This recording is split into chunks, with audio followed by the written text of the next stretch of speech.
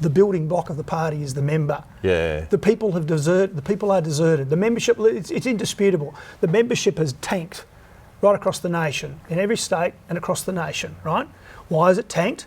Because people are going, why would I support Matt Keane? He doesn't support me. He's pushing policies that are of the left. I'm not going to turn up and hand out how to votes. I'm not going to donate $500 to his campaign.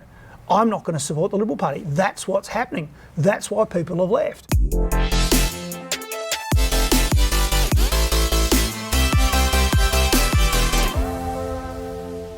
G'day and welcome to The Other Side. I'm Damian Coory and this is the first of our weekly interview shows that'll stream every Tuesday night at 6 o'clock here on ADH TV. Our regular news and commentary summary show every week will stream every Friday night at 8 p.m. And of course, both shows are available on demand and available to watch at any time you like. So don't forget to tell your friends about the show and about ADH TV, and to download the app on their phones or smart TVs and help us spread the word. My guest tonight for our first interview show is the former Lord Mayor of Brisbane and Premier of Queensland, Campbell Newman. There's not too many Australians who've ever been both a Lord Mayor of a capital city and then gone on to be the state's Premier. But what's also interesting about Mr Newman is that he was the son of not one, but two federal Liberal Party ministers. You don't get more Liberal than that. Campbell, thanks for joining us. Great to be with you. As far as you know, are you the only person to have been a Lord Mayor and then a Premier? Well, certainly in Queensland, Yep. That's the case. I mean, William Jolly, who was the first Lord Mayor of Greater Brisbane, went on to be a federal MP, I think, for Brisbane or one of the inner city seats. Your parents also were both ministers. Your father in the Fraser government yep. and then your mother in the Howard government. Yeah. Tell me a little bit about what it was like growing up in an environment where it was very much a Liberal Party. Well, it's even more interesting than that, because the story goes that in 1972 I had what I'd call my first political experience, where at the age of 9 I went into the polling booth at that critical federal election when Gough Whitlam was elected to be the Prime Minister, and indeed we were in his actual electorate. Wow. Okay. So I went in to the polling booth with my dad and saw him vote for Gough. No. Okay, true story. And I'm pretty sure Mum did as well. Right. But you see, what happened was by 1974, they believed that Whitlam was a terrible mistake. So they would have been, middle class swing voters who'd voted Labor, and probably typically been voting for the Menzies, etc. during that period, and the Libs, but they were essentially radicalised, if I can call it that, by the Whitlam government. They were so unnerved by the excesses of that government, which the Labor Party have spent a lot of time over the next 50 years trying to tell us all how wonderful they were. That's how bad the Whitlam government really were at the end of the day. And by 74, Dad decided to put his hand up to be a Liberal candidate. And the rest is history. He went on to become a federal member, coming from his position as the MP for Bass in northern Tasmania. And Mum then went on from 86 as a senator for Tasmania. Right. Was then a minister in the Howard government. Indeed, was the most senior female in the government. So you did, yes, that's an important point. Yeah. There hadn't been a senior female. She was the federal minister for families and community services. Yeah. So another identity politics breakthrough happening actually on the centre right side of politics, not the left. Absolutely. So she had a very, very senior role there, yeah. Yeah. Okay, so you kind of grew up in a Liberal environment, but it wasn't that classical sort of Australian upper class Liberal. It was a pretty middle class Liberal, the true Liberal. I'm sure we'll talk about this more during this interview. But I mean, the real people that the Liberal Party were meant to be representing were the middle class. And I think I came from a very middle class family, a family that originally was blue collar very much. And I'm fascinated by family tree research. I've done all the work on the tree on top of what my mum did, and I can tell you now the original Newman was the cook on a Dutch ship. He was a German who was on a Dutch ship who came into Sydney in 1854. Wow. Yeah, it's amazing what you can find out there now. Look, the topic of tonight's interview that we want to focus on is the future of conservative, which you don't identify as, liberal, classical liberal, and libertarian style politics in Australia. They're, I think, the three political definitions of the groups that don't feel totally represented by the modern Liberal Party. Before we get on to that, you resigned from the Liberal Party in 2021. Why? What was the reason and the final trigger? Well, at the time, of course, we were in the second year of COVID, and I was just dismayed by what I saw coming from the federal coalition government, and indeed from state Liberal Party and LNP teams around the nation, who, well, in the case of the Morrison government, they were people who had imposed draconian lockdown laws in cahoots with the states, had engaged in vaccine coercion, who had made Australians prisoners in their own country, who had stopped Australians coming back from overseas, who had intervened in the economy in areas, and I'm involved in commercial property, and intervened in the commercial property market to actually, break essentially the legal contracts between tenant and landlord. There were a whole range of things. Then, if I turn to the state opposition, people will say it was a serious time. It was a crisis. Well, I say so. It justifies all of these. Well, I say it doesn't justify it, and people like myself from late 2020 were on stations like Sky News saying what they were doing was overreach, was wrong.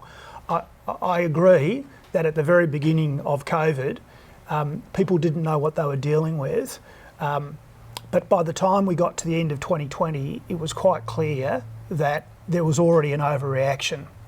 And by the end of 2020, it was quite clear that Sweden had taken, if you like, a principled stance to do this differently from the rest of the world, which has now been shown to have been incredibly effective, more effective than Australia's approach. And Florida too, and Florida, and the results have been very good frankly, there. I do feel that that the Morrison government stuffed it up completely and took the Liberal Party in places that Menzies would never have sanctioned.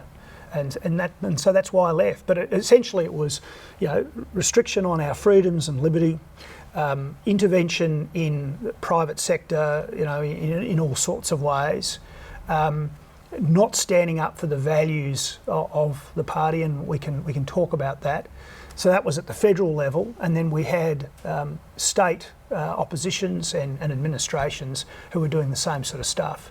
What about those terrible scenes in Victoria where the police, time and time again, were involved in overreach? Well, military-style trucks. Quite violent overreach. Never saw that in Queensland under Joe. Well, we never saw exactly. No. Well, but we saw Morrison as a cheerleader for that.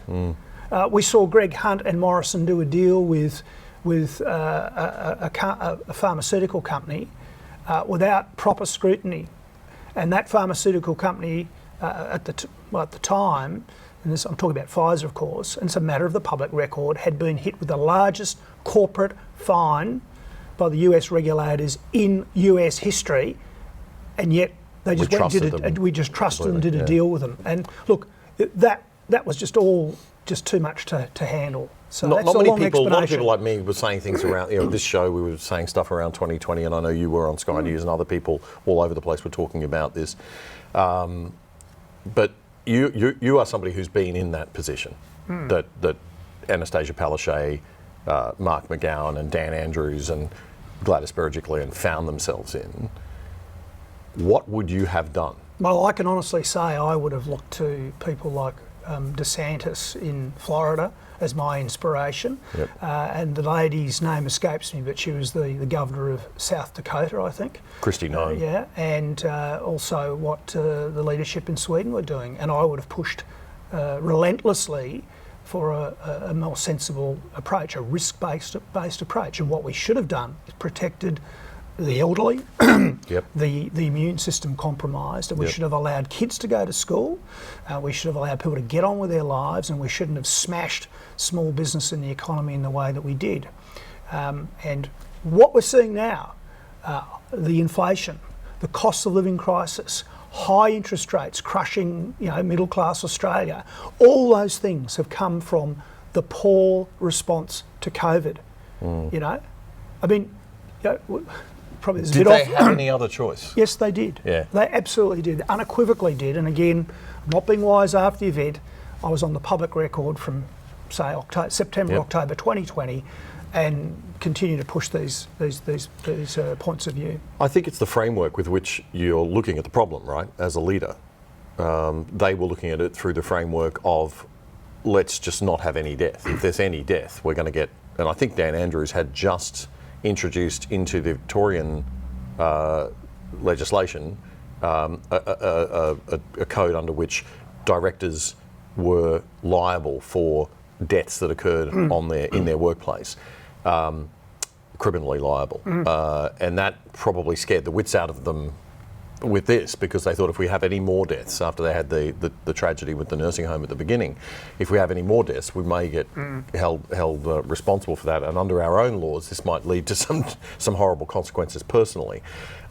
So I guess they were just looking at that one metric. They had everybody hypnotised on this one metric of how many COVID deaths, and it didn't matter what other damage was caused. But just to remind people of one thing, Palaszczuk at one stage had a situation where if you flew from Sydney or Melbourne into Brisbane, you could come in, okay? But if you were trying to drive in, so you're a person of limited means, you couldn't get in across the border. And there were sort of Queenslanders camped at Murwillumbah. Oh, I'll never forget that. Yeah, who could not come back to their homes, could not come back to their families, could not come back to look after their pets or their loved ones. I mean, And the most ridiculous thing... And this was just waved through by the mainstream media, waved through by Scott Morrison, waved through by the state LNP opposition. As you can tell, I'm really angry about this still. And they should never have got away with this. And to bring it back on topic, that's what I was talking about, right? It's the perspective with which you're making these decisions. You're making these decisions from the perspective of,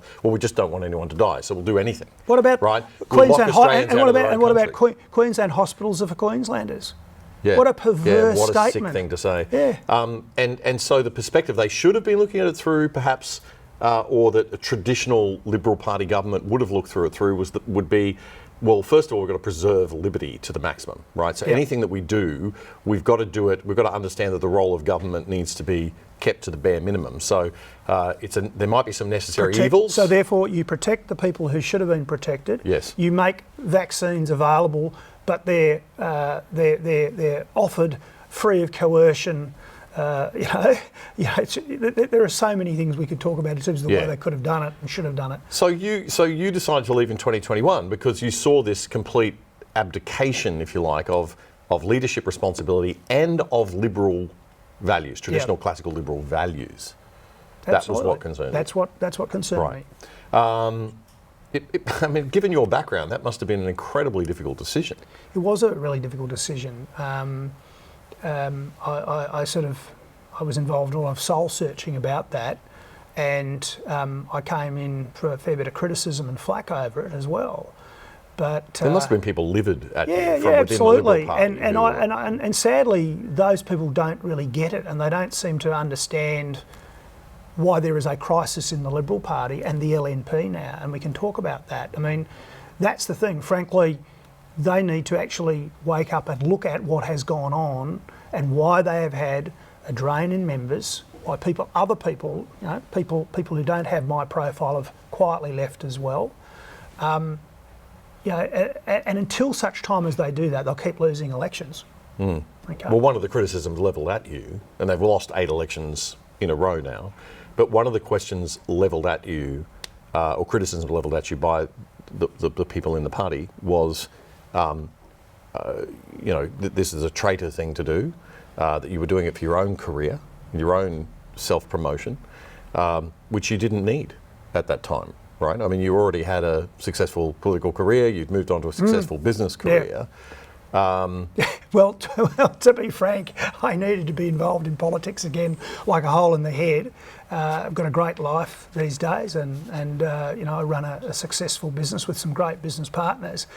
They didn't want me to be involved in politics again, by the way. That's also a line, though, that we hear from politicians too. I don't want to do this, but they well, really do. I didn't want to. There was a bit of a drive there, though. There is a bit of a drive in you, isn't there? Well, There's politics in your blood. Like you can't look at the incompetence. I can't look at incompetence. I can't. Like today, the debate totally, in terms of the federal government's finances, seems to be about increasing taxes. Nobody is relentlessly pushing the point that every time you increase taxes, politicians and bureaucrats spend that and then 5 years later come back and say, well, we can't balance the budget anymore, we're going into debt, we need more money. And Allegra Spender, one of the teals, has run a forum recently where they all get together. What do? They all got together and said, how can we fill the big black void in the budget? Oh, let's increase taxes everywhere. I mean, we're a very highly taxed country. So, now the teals that's why I would like to be involved in politics if magically I was there. Yeah. That's what I'd be sort of doing. I would be there advocating for people who have to pay these taxes, who frankly are being milked these days. It's gone beyond a reasonable level of a burden. It's getting to a point now where it's stifling individual effort. And it's bad for our economy overall. Yeah. You get to a point, and we've got to that point now where we're so rapacious in the tax take that we are going to destroy our economy. We're going to destroy people. Why be involved in business? Why try and do these things? Why try and save for one's retirement with a self-managed super fund if the politicians and bureaucrats are going to keep raiding that thing? It's the signals it sends. This is what people don't realise. Well, it's got to a point of it's outright theft. Taxation is a social compact. It's I accept that I should pay some money over here to help the less well off in the community, to defend the nation, to make build sure infrastructure. To build infrastructure, fine. But when it gets to a otherwise. point where I see waste and inefficiency, rorts, and people not caring about how the dollars are being spent, and that's where we are, then at that point people go, look, hang on, I've had a gutful of this. And that's when bad things happen in terms of it doesn't. people, but it doesn't. Yeah. Here we are in 2023, and it doesn't seem like Australia's accepting of that idea or that notion. Well, the majority is a percentage of us. That's very easy to answer. It's because when was the last time that you heard a Liberal Party or an LNP leader saying they're for small business? Therefore, they say it, but no, they don't. They don't. They don't. They don't even say it anymore. I don't think they give a stuff about small business these days. Once upon a time, you heard people like Malcolm Fraser talking about private enterprise and small business and keeping taxes low and regulation to a minimum and letting people get on and employ and grow and get the rewards for their effort. That's what the Liberal Party leadership should be talking about right now, because the real target market for the Liberal Party has been, since 1942, the middle class and private enterprise, small and medium-sized enterprises. I mean, I've got the words of Menzies right here, and we could have a look at that. Yeah, well, I mean, it's the culture war to a certain extent, isn't it? I mean, the country has shifted. That's what the Liberal Party people would say. We have to respond to the country. No. The country's moved left. Okay. I mean, we're having this conversation, Campbell, and most people are going to be looking at this station and this program saying, oh, there's the bunch of right-wing nutters, sitting around here. We're having a classical liberal. We're talking about old-fashioned classical liberalism, not social conservative. What I just said, what I was just advocating as a key building block of a rebuild for the Liberal Party is not right-wing. It's just sensible centre stuff. Yeah, but it's not seen that way now. Well, no, anymore, it's because the Liberal right? Party political leadership run, they run and go and hide under the doona when the Labor Party or the Greens actually label them and throw things at them, or the left-wing media do, such as move to the right and all that sort of stuff. It is not a move to the right to say taxes should be low. It's not a move to the right to say that people should be encouraged to set up their own business, to employ people, to actually make profits, and actually be able to keep those profits or a large share of those profits. And that's about incentive, because that's how we do grow the economy and employ people. That's not right-wing crazy stuff. That's very sensible stuff. They talk about Menzian values. I mean, you hear, because Robert Menzies was the founder of the Liberal Party in a sense, and there is this view that, you know, he had this core set of values. What are the Menzian values?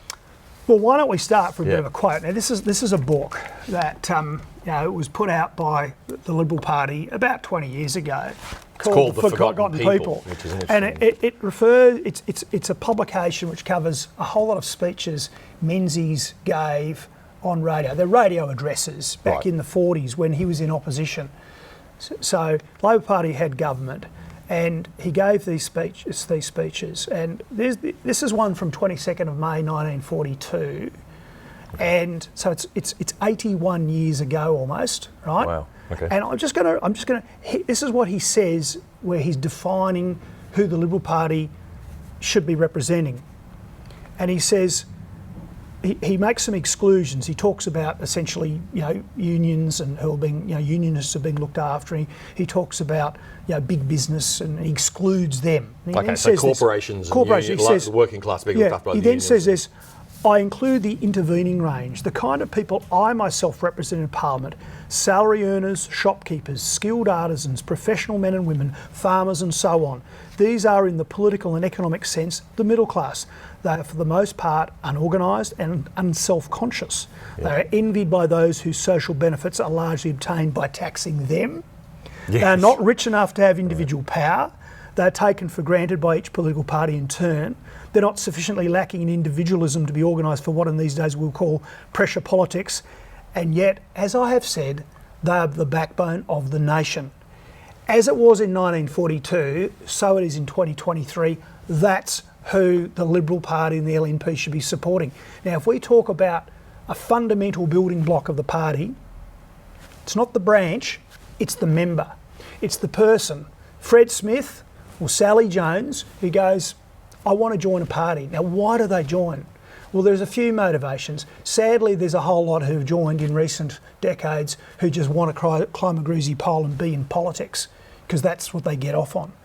But there's a whole lot of other people who in the past have joined because they wanted to be close to the politicians so they could influence things. They wanted also to be able to select the politicians, and they also wanted to be able to drive policy.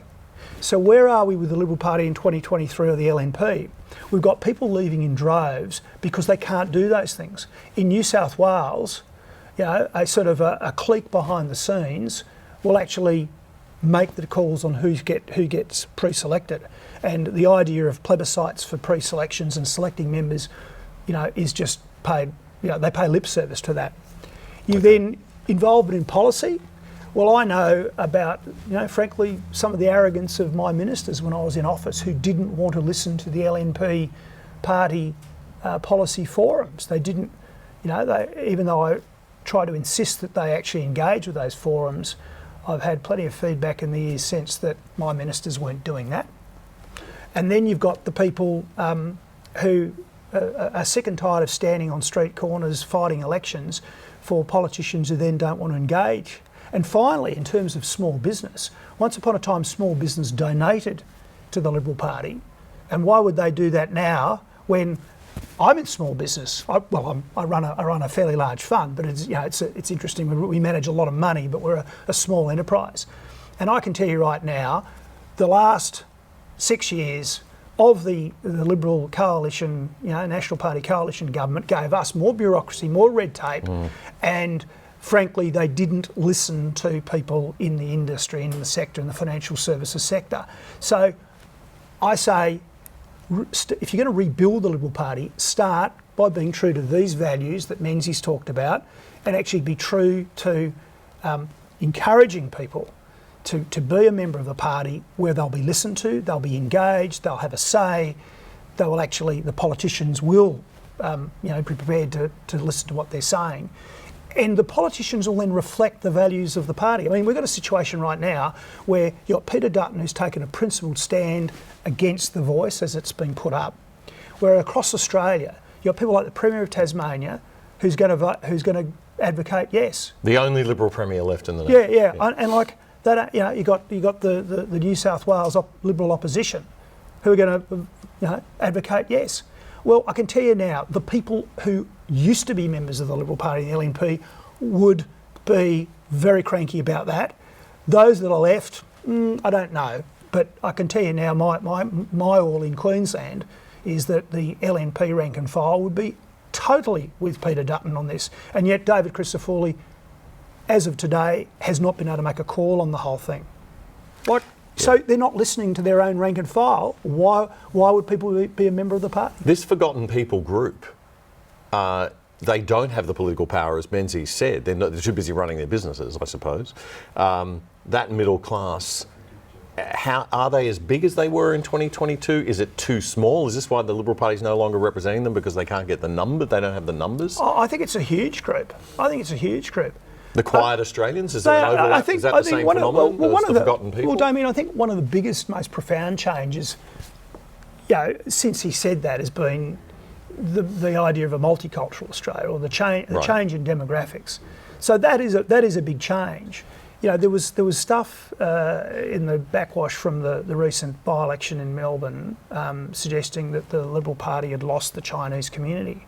Well, just think about the Chinese. My take on the Chinese that have come to live in this country is that they're highly entrepreneurial. Yes. They have very firm family values and respect for elders. They love business generally. And the idea that they'd support the Labor Party should have people going, well, why would that be? Now, it might have been because of the stuff that went on with the Morrison government versus the PRC Communist Party. But a lot of Chinese in Australia are from Hong Kong or Taiwan. They're not friends of the Communist Party. Well, exactly. And the ones who've left mainland but this is what I'm saying. aren't friends of the Communist Party. But this is what I'm saying. So, if the Liberal Party stood up proudly and said, we're for small business, we're for private enterprise, we're for your individual effort being rewarded, if we are for family values, we are, that group should be a natural supporter of the Liberal Party across the nation. And indeed, so should the Indian community as well. Yeah. By the way, I was quite proud of this. I was Indian of the Year 3 or 4 years here in Queensland. During my political career. Cultural appropriation. The peak Indian body, ethnic body here, saw fit to give me that honour. And I suppose in my time as mayor and premier, I engaged all the time with them. But these are. I mean, people who migrate are people that get up and go. I mean, any migrant has made a big choice to go, I'll leave this country, the place I was born, I grew up in, and come to this country. They're usually pro-business. They're pro-private enterprise, and they should be the people that the Liberal Party support. Yeah. So, okay, here you are, Liberal pedigree, senior Liberal, former Lord Mayor, former Premier. Not too many of us can say we've got all that. And the Liberal Party don't listen. Who's running this party?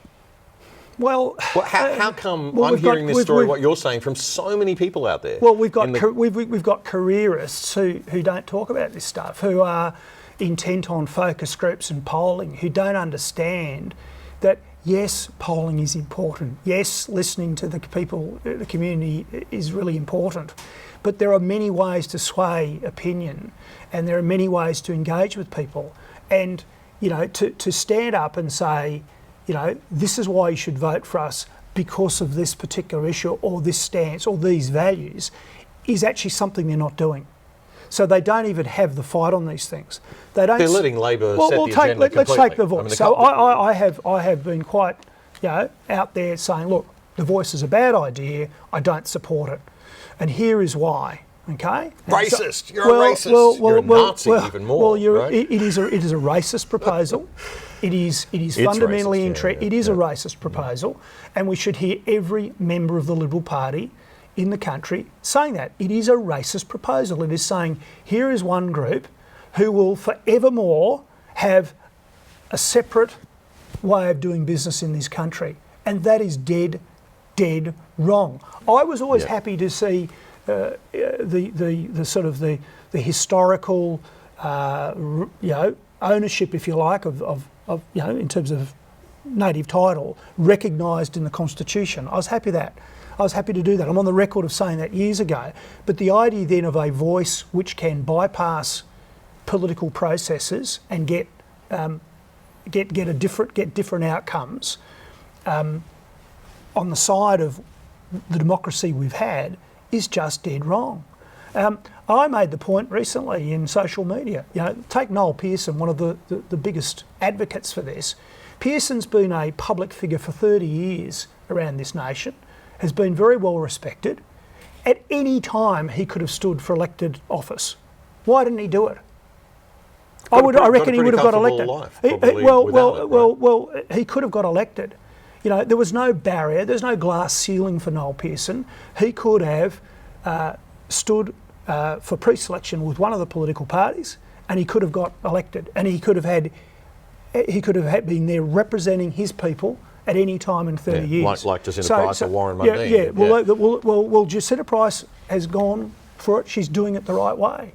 So why can't Liberals make that point? Why can't Liberals stand up because and make they don't want to be called racist. They don't want to be called a Nazi. They're terrified of social media. They're terrified of the media being so left-wing. They didn't do anything about that. Little secret, just between you and me. We won't tell anyone. Okay, right. The Labor Party will always say negative things about you if you're a Liberal or an LNP. Oh, absolutely. My gosh. They will always say terrible things. The left will always attack you. Yeah, if they you're will. on the right. Oh, absolutely. Who knew? Yeah, who knew? Wow. And you know what the thing is to be, if the Labor Party are right, that's like if they say something about you that you've done wrong, and it's a target round, as we used to say in the army. Well, then maybe you then correct your behaviour or your policy. Yeah. But if it's just the Labor Party trying to frame you, position you, and then you have to push back. You have to find clever ways. You have to find clever ways to articulate the argument. You have to find allies who are prepared to come along and back what you're doing. Tell people why you're making, you're taking a particular stance. I mean, Australians are reasonable people. Take the stage. This is a constitutional change. Take the stage 3 tax cuts. Okay. The language the left use, the language that the left-wing hanger-oners use, the think tanks, etc., is that by getting rid of the stage 3 tax cuts, they are savings. They're savings. They're not savings. That's simply taking away incentive and the effort of hard-working Australians. Many of them are traditional sort of Labor voters. There are many people in the high-vis gear who are commuting to the coal mines and the iron ore mines who are people who will benefit from the stage 3 tax cuts. They're not millionaires. No. They're not silver tails, and yet they're now being hit with tax where they lose 50 cents in every dollar is being ripped out of their pay packets. Now, why don't we hear that from Liberal politicians? Okay, so we've got two groups in the Liberal Party from what I can see. We've got the people who've stayed inside the party who are Conservatives, like Peter Dutton, I guess, and you've got people who are on the other side, I guess, who are what I would call nearly teal, right? These people are the left wing of the Liberal Party. They seem to have an awful lot of clout. I mean, we saw it with Matt Keane and Dominic Perrottet.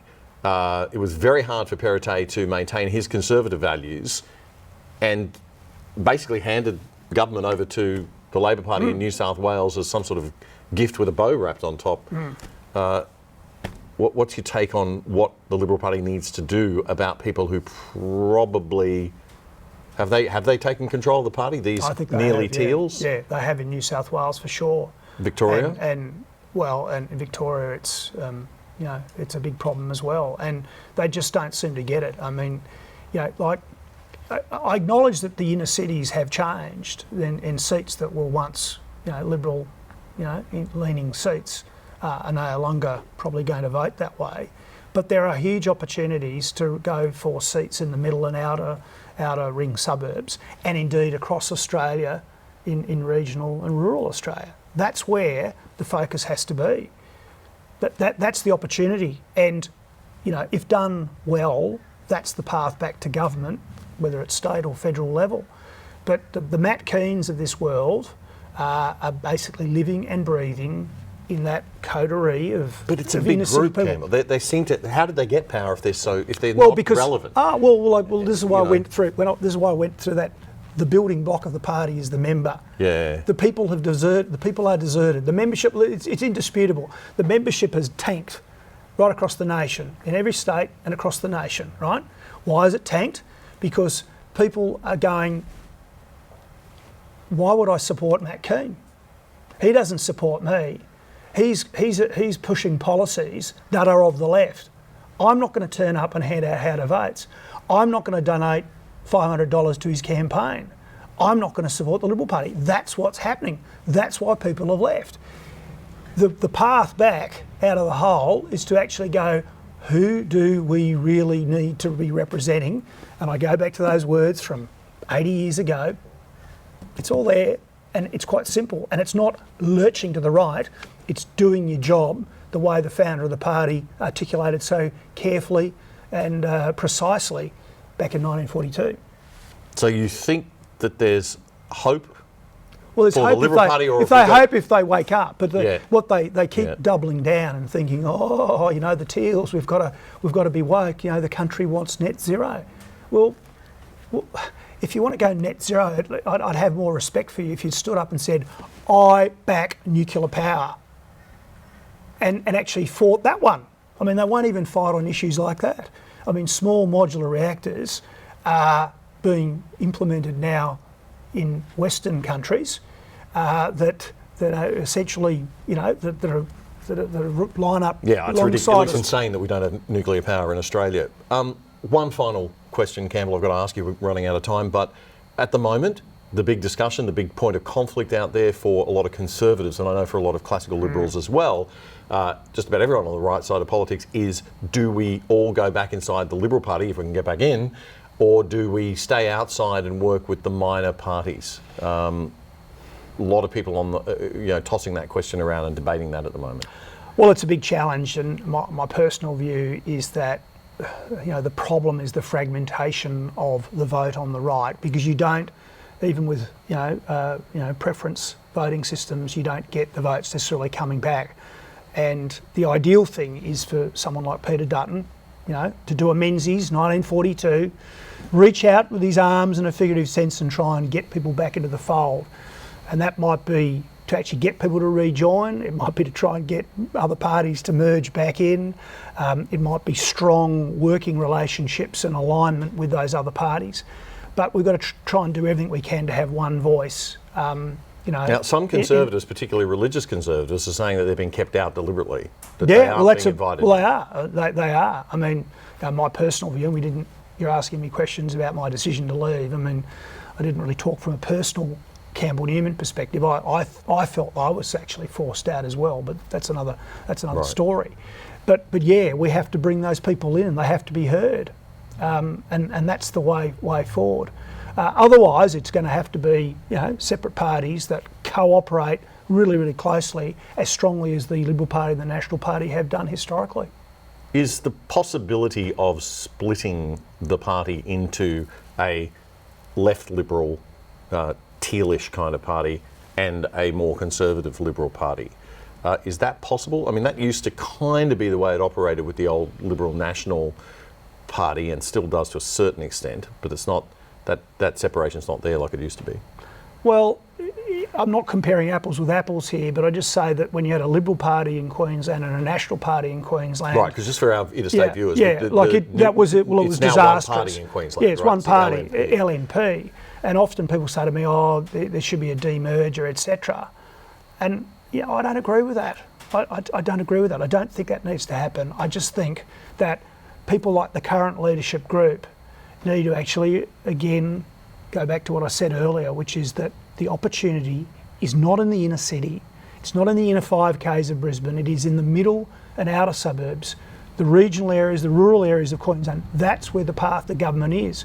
And a Liberal National Party leader in Queensland who thinks clearly about what he or she stands for and articulates the values of the people who live in the areas I've just mentioned can actually claim the premiership, can actually claim government. That can be done. those aspirational voters. And it's not about a lurch to the right. It can be done. So I don't think the LNP need to split again. Okay, all right. Regional representation good enough though for the country people these days, do you think? I think so. They've got to know they've been listened to, and the LNP in Queensland needs to be and can be a strong voice for regional Queenslanders. Yeah. It's a very decentralised state. I mean, it is the most decentralised state with all those strong regional cities up the coast, and indeed some of the inner sort of cities and towns inland from the coast. All right, Campbell, thanks very much for joining us on the first episode of the Other Side interviews. I'd love to have you back sometime in the future. And we might get some hate mail about this one today, mate. It'd be always interesting to get all sorts of feedback. I'm sure there'll be plenty of it coming. Thanks very much, Campbell, for joining us. We look forward to seeing you again sometime. And thank you for joining us on The Other Side Interviews, our first episode of the interview show, which will drop every Tuesday night at 6 p.m. here on ADH TV, but of course is available for you to watch at any time. We also have our main show, The Other Side Australia, which is our Friday night news and commentary summary show to bring you up to date on all the news of the week. So it's really the only thing you really need to watch. Make it a weekly habit to join us here on ADH every Friday night, and that show drops at 8 p.m. But of course, you can watch all the other great content on ADH TV as well. With Alan Jones, of course, every Tuesday and Wednesday night at 8 p.m. So thanks for joining us. Make sure you tell your friends and family, because the only way we can grow this is through you and your support. So please do tell your friends and family and get them to download the app on their phones, the ADH TV app. Very easy to find, and also on your smart TV or on most smart TVs. So please join us again on Friday. Looking forward to seeing you then for The Other Side Australia. This is Damian Coory. Have a great week, and we'll see you soon.